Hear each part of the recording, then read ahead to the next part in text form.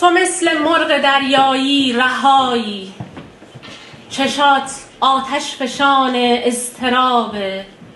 همین که تو خیابون راه میری به تنهایی خودش یک انقلابه.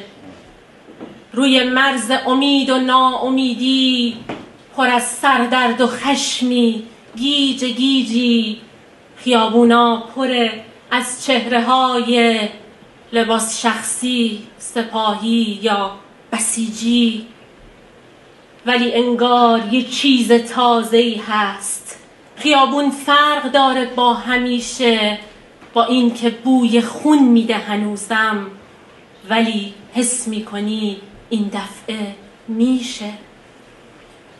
تویی و احتمال مرگ مغزی به جرم ارتباط باد و موهات به دیوارا میکوبه که رهاشه.